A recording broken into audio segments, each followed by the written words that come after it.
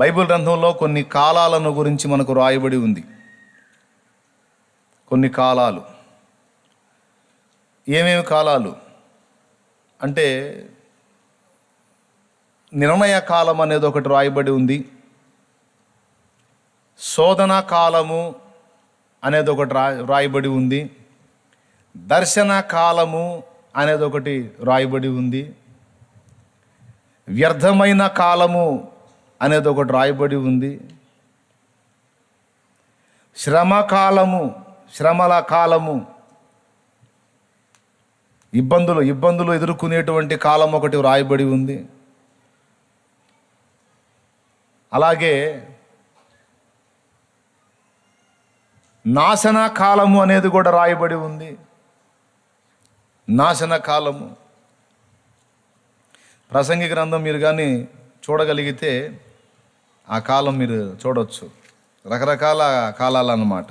అశుభకాలం అంటారు, నాశన కాలం, అశుభకాలము అదొకటి.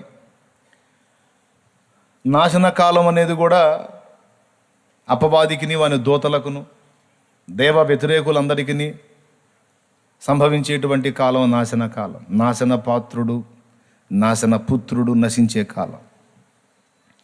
ప్రసంగి గ్రంథము 9వ అధ్యాయము 12వ వచనంలో తమ కాలము ఎప్పుడు వచ్చునో నరులెరుగరు, చేపలు బాధకరమైన వలయందు చిక్కుబడినట్లు, పిట్టలు వలలో పడునట్లు అశుభకాలమున హఠాత్తుగా తమకు చేటు కలుగునప్పుడు వారును చిక్కుపడుదురు. అశుభకాలం అక్కడ రౌండ్ చేయాల. ఆ పైనే కాలాన్ని గురించి మాట్లాడతాడు. అర్థమైందా? సరే, ఇక్కడ ఈ కాలాన్ని ఏమన్నాడు? ఆదికాండం 18వ అధ్యాయములో మీదటికి ఈ కాలమున, నిర్ణయ కాలమున నేను మరలా వచ్చేదను, అప్పుడు శారా కుమారుణ్ణి గంటుందని, ఆమె చేతిలో బిడ్డ ఉంటాడనే మాట ప్రభు మాట్లాడతాడు. ఆదికాండము 18వ అధ్యాయము 14వ వచనం త్వరగా. యెహోవాకు అసాధ్యమైనది ఏదైనానున్నదా? మీదటికి ఈ కాలమున నిర్ణయ కాలమందు నీ యొద్దకు తిరిగి వచ్చేదను, అప్పుడు సారాకు కుమారుడు కలుగుననెను. అది సంగతి. నిర్ణయ కాలం అనేది ఒకటి రాసుకోవాలి మళ్ళా. ఓకేనా? నిర్ణయ కాలం, అశుభ కాలం 2. తర్వాత లూకాసు వార్త. ముందు ఈ రెఫరెన్స్లో నోట్ చేసుకోండి, తర్వాత నేను దాని గురించి మీకు కొంచెం అవగాహన కల్పిస్తాను. లూకాసు వార్త 22వ అధ్యాయము 28వ వచనంలో చూడండి. నా శోధనలో నాతో కూడా నిలిచి ఉన్నారు. నా శోధనలలో నాతో కూడా మీరు నిలిచి ఉన్నారు. శోధనలలో అంటే ఆయన శోధింపబడిన కాలము. ఓకేనా? అదే లూకాసు వార్త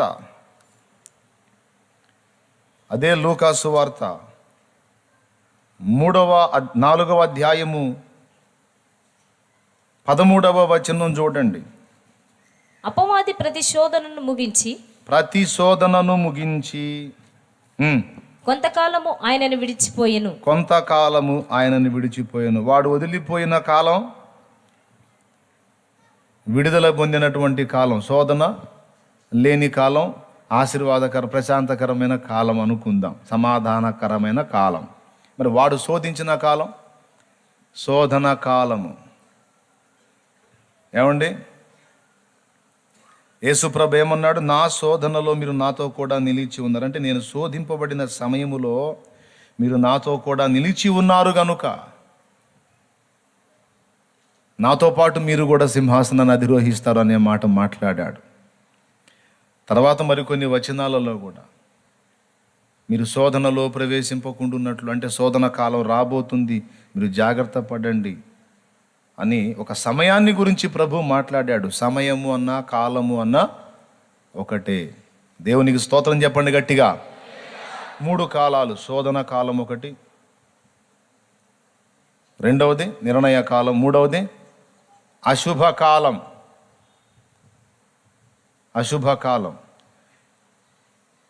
ఇక దర్శన సమయం లేక దర్శన కాలం అన్నాను కదా, ఇది కూడా లూకా సువార్తలోనే మనకి దొరుకుతుంది. చూడండి,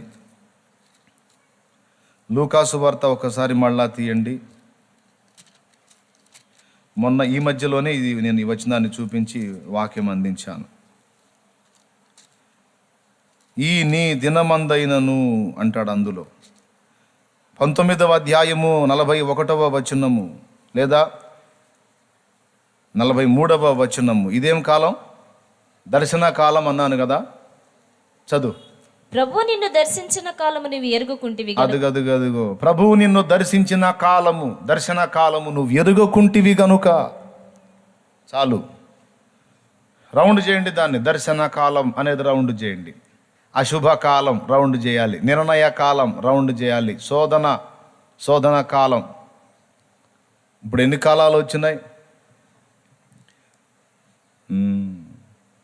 యాకోబు ఫరో ఎదుటికి వచ్చినప్పుడు, పెద్దాయనా నీ వయసు ఎంత అని అడిగితే ఆయన వయసు చెప్పి అవన్నీ కూడా దుఃఖ సహితములైనటువంటి దినములై ఉన్నవి అంటాడు. అంటే దుఃఖమును అనుభవించిన కాలం.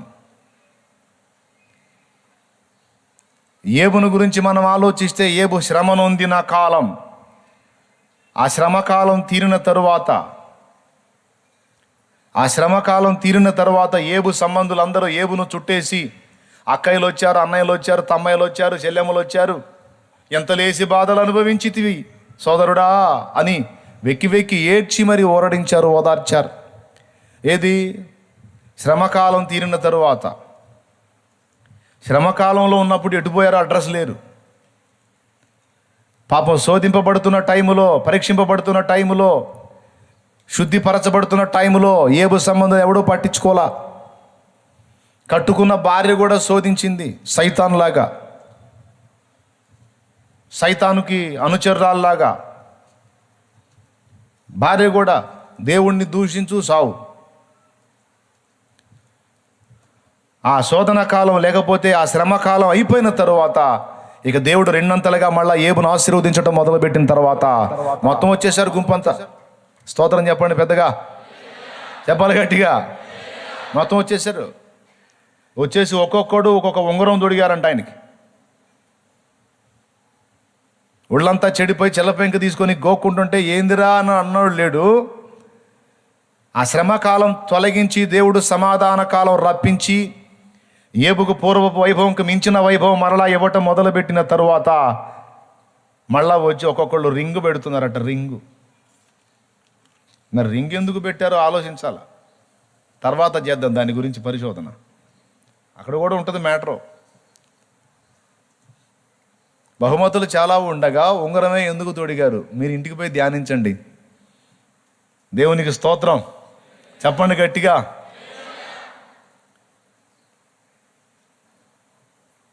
ఆ శ్రమకాలం అలాగా ఇక బోలెడన్ని కాలాలు ఇందులో రాయబడి ఉన్నాయి. అయితే ఒక్క మాట చెప్తా, ఎన్ని కాలాలైనా, ఎన్ని సమయాలైనా, ఏ కాలాలైనా, ఏ సమయాలైనా అవి మనుషుని వశములో లేవు అని చెప్పేశాడు బైబిల్లో. అవి మనుషుని వశంలో లేవు, అవి ఉండాల్సిన ఆయన దగ్గర ఉన్నాయి, ఆయన వశంలో ఉన్నాయని చెప్పాడు. ఎవరు చెప్పారో ఎక్కడ చెప్పారో మీకు తెలుసు, దాదాపు వాక్యం అవగాహన ఉన్నోళ్ళకి.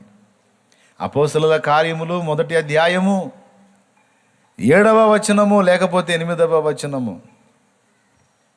త్వరగా. కాలములను సమయములను ప్రభువా ఈ కాలమందు ఇశ్రాయేలునకు రాజ్యం అనుగ్రహించుదువా అని శిష్యులు యేసయ్యను అడిగారు. అప్పుడు యేసయ్య అన్నాడు, కాలములను సమయములను తండ్రి తన స్వాధీనమందు ఉంచుకొని ఉన్నాడు, వాటిని తెలుసుకోవటం మీ పని కాదు. అయినా ఇశ్రాయేలుకు రాజ్యం ఇస్తే అధికారికంగా ప్రచారం చేద్దాం అనుకుంటున్నారా? అవసరం లేదు. పరిశుద్ధాత్మ మీ మీదికి వచ్చున్నప్పుడు మీరు శక్తి నొందెదరు గనుక ఆయన శక్తి పొందుకొని దేనికి భయపడక ఎవ్వరికి వెరవక సంపూర్ణ అధికారం, ఆత్మ సంబంధమైన అధికారము గలవారై యెరూషలేములోను యూదయ సమరయ భూదిగంతముల వరకును మీరు నాకు సాక్షులై ఉందురని చెప్పాడు. సరే, అదొక టాపిక్లే, దాన్ని పక్కన పెట్టేద్దాం. ఇక్కడ నిర్ణయకాలం కావచ్చు, శోధన కాలం కావచ్చు, శ్రమకాలం కావచ్చు, దర్శన కాలం కావచ్చు, అశుభకాలం కావచ్చు, సకల కాలములన్నిటినీ కూడా దేవుడు తన వశములో ఉంచుకొని ఉన్నాడట, తండ్రి అయిన దేవుడు. మన పెద్దవాళ్ళు అంటారు చేటు కాలం అని ఒకటి. చేటు కాలం వచ్చారా, చెడ్డ బుద్ధులు పుట్టారా అని. మంచిగా ఉన్నోడు సడన్గా చెడిపోయిన మార్గంలోకి వెళ్ళిపోయి చెడ్డ బుద్ధుల్లోకి వెళ్ళాడంటే చేటు కాలం వచ్చిందిరా అంట. పెద్దోళ్ళు తిడతారు కూడా, నీకేం చేటు కాలం వచ్చిందిరా, బాగా పద్ధతికి వెళ్తున్నావు, ఇదేం పనిరా, చేటు కాలం వచ్చారా, చెడ్డ బుద్ధులు పుట్టారా, నీ ఈ దరిద్ర పనులు ఏంది అని తిడతా ఉంటారు పెద్దోళ్ళు. ఐడియా ఉందా?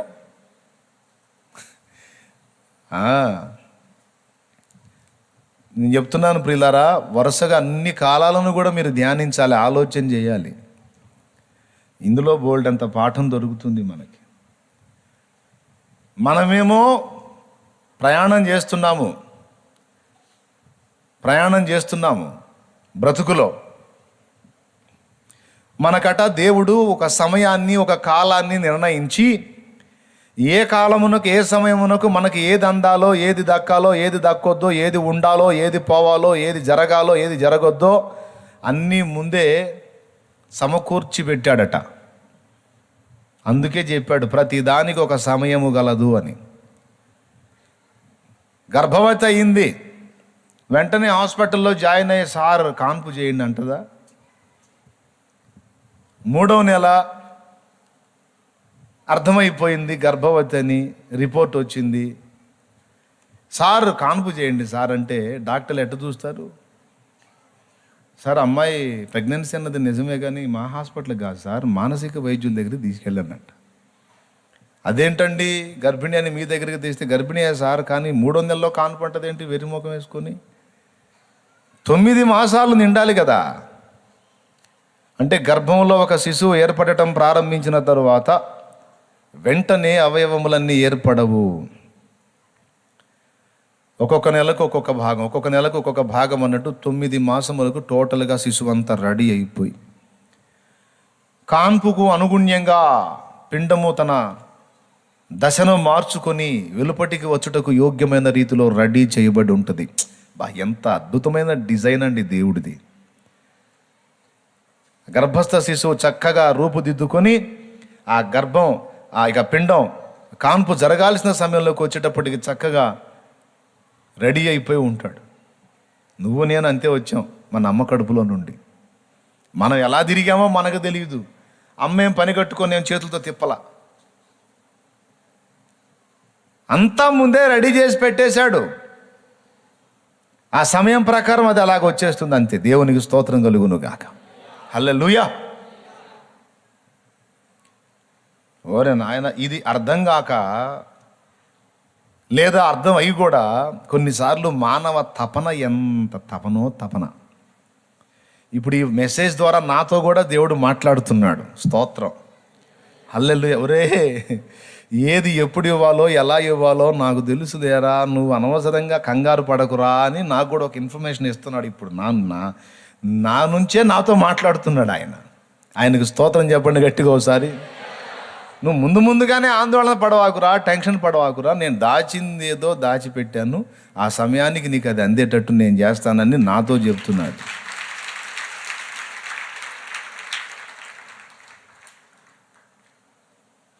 కాబట్టి ఈ కాలాలన్నిటినీ కూడా మనం ఫేస్ చేయాల్సి ఉంటుందండి. ఇప్పుడు చెప్పుకున్న కాలాలన్నీ కూడా అందరికీ వర్తిస్తాయి, అందరికీ వస్తాయి.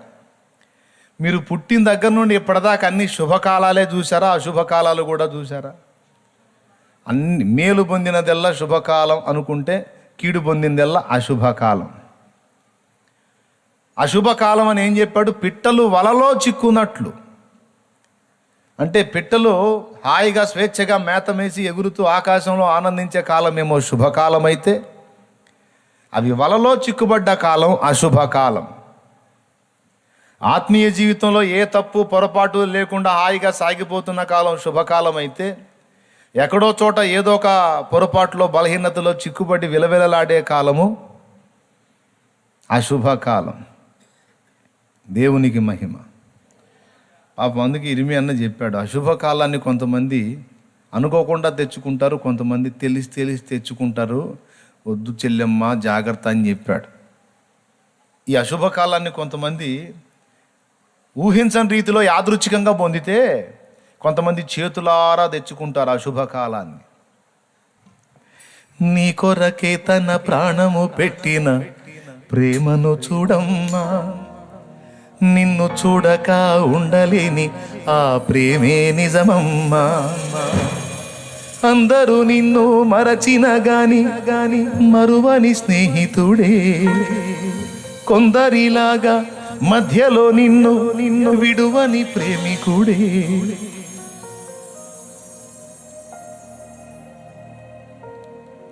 ఎంత మంచి ప్రేమికుడు! రక్తము పోసి ప్రేమ లేఖ నీకు రాసిన నీ ప్రియుడే, రక్షణనిచ్చి రాణిగా చేసిన యేసురాజుగనుడే. ఈ కాలం, ఈ సమయం అన్యులకు కూడా తెలుసు. అందుకే వాళ్ళు జాతకాలు చూపించుకునేది. ఎప్పుడు చేటు రాబోతుందో, ఎప్పుడు కీడు రాబోతుందో, నాకు ఎంత ఆయుష్కాలం ఉందో, లాభం ఎప్పుడు, ఈ సంవత్సరం లాభం ఎంతో నష్టం ఎంతో అని చేతులు చూపించుకొని, పేరు బలాలు చూపించుకొని, హస్త సాముద్రికం ఇవన్నీ తిప్పలు పడతా ఉంటారు. వాళ్ళు కూడా లెక్కలేసి చెబుతూ ఉంటారు, ఫలానా నక్షత్రం ఫలానా రాశిలోకి ప్రవేశించినప్పుడు మరి నీ జీవితంలో ఎలాంటి సంభవాలు జరుగుతాయి, మరి ఇలాంటిది జరుగుతుంది, ఎలాంటి జరుగుతుందని.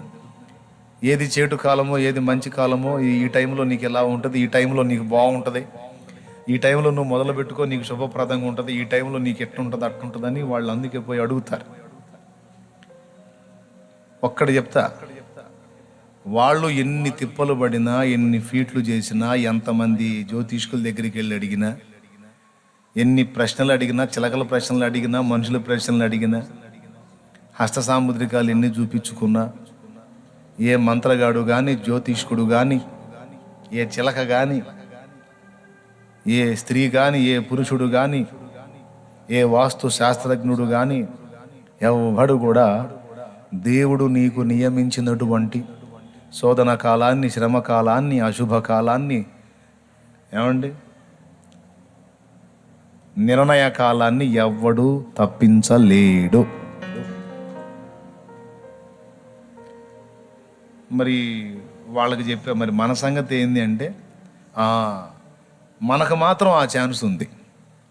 ఎందుకంటే సకల కాలములను, సకల సమయములను ఎవరు తన వశంలో ఉంచుకున్నాడో ఆయన మన తండ్రి. ఇప్పుడు ఆయన ఆయన ఆయన మన నాయన.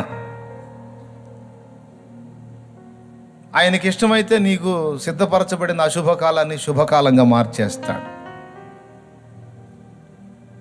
ఆయనకి ఇష్టమైతే నీ శోధన కాలం కూడా నీకు దీవెన కాలంగా మార్చి పడేస్తాడు.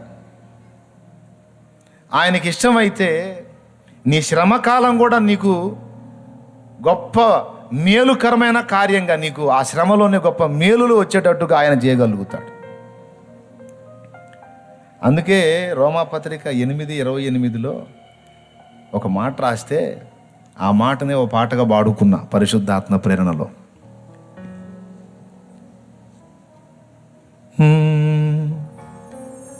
అనుకున్నది జరుగదని కలత చెందకు, అనుకోనిది జరిగిందని దిగులు నందకు. మన ఇష్టము తెచ్చును మనకెంతో నష్టము, మన ఇష్టము తెచ్చును మనకెంతో నష్టము. ప్రభు చిత్తము జరిగితే అదే క్షేమము. దేవుని క్రియలన్నీ మన మంచి కోసము. నువ్వు దేవుని ప్రేమిస్తున్నావా లేదా అది చూసుకో ముందు. అన్నా భలే పనేనే, అమ్మా నా ప్రాణమన్నో అంటే చేయొద్దు. మామూలుగా ప్రేమించేది ఏందన్నా, ఆయన లేకపోతే నాకు జీవితమే లేదు. పిచ్చ ప్రేమ. నిజమేనా? మరి దించారు, నిజమేనా? మరి ఆజ్ఞలన్నీ గైకొంటున్నావా? మీరు నన్ను ప్రేమించిన ఎడల నా ఆజ్ఞలను గైకొందురు అని రాయబడి ఉంది. అది కూడా చూసుకోండి, చెప్పిన మాట వింటున్నారో లేదో. ప్రేమిస్తున్నానని మాట్లాడటం పాడబట్టం కాదు. మీరు నన్ను ప్రేమించిన ఎడలా నేను చెప్పిన మాటను మీరు స్వీకరించి అలా నడుచుకుంటారు, ఇదే సాక్ష్యం అన్నాడు. మీరు నిజంగా నన్ను ప్రేమిస్తే నేను వద్దన్నది చేయరు. మీరు నిజంగా నన్ను ప్రేమిస్తే నేను చెయ్యి అన్నది చెయ్యకుండా మానరు. ఇదే సాక్ష్యం. నువ్వు ఆయన్ని లవ్ చేస్తున్నావో లేదో, ప్రేమిస్తున్నావో లేదో అంట.